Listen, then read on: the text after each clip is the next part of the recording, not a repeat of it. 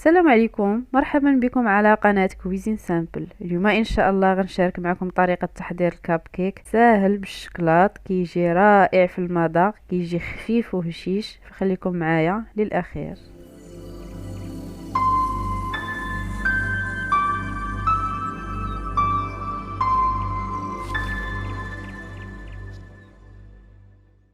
وغادي نحتاجو كمكونات 2 بيضات، غادي نضيفو ليهم كأس سكر حبيبات 150 غرام، قبصة ملح، وغادي نخلطو غير بالخلاط اليدوي البيض مع السكر حتى يذوب لينا السكر في البيض.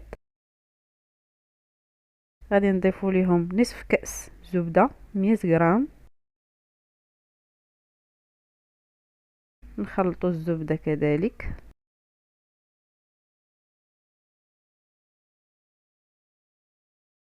وغادي نضيفو ليهم كأس حليب،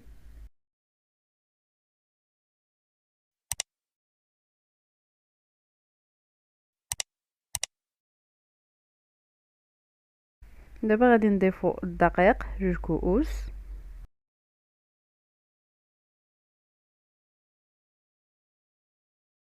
غادي نضيفو خميره كيميائيه، انا غادي نضيف غير وحده، الا بغيتو تضيفو 2 ضيفوهم، وغادي نضيف 3 ساشيات كاكاو، تقدروا تضيفوا غير 2 3 او 4 اللي بغيتو، انا ضفت 3 21 غرام،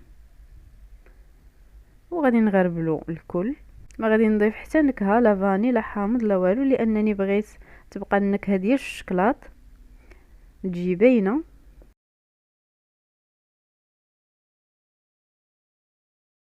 صافي هذا هو القوام ديال الخليط.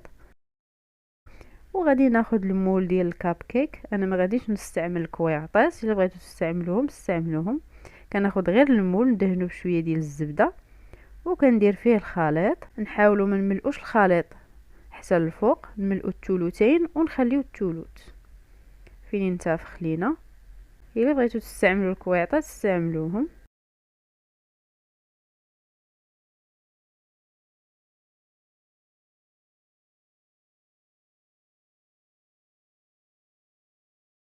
صافي غادي ناخذ القليل من الشكلاط او حبيبات الشوكولا، انا ما عنديش حبيبات الشوكولا، خديت غير طريف ديال الشكلاط وقطعته طريفات صغار، وغادي نضيفهم من الفوق للتزيين، كيبقاو اختياريين.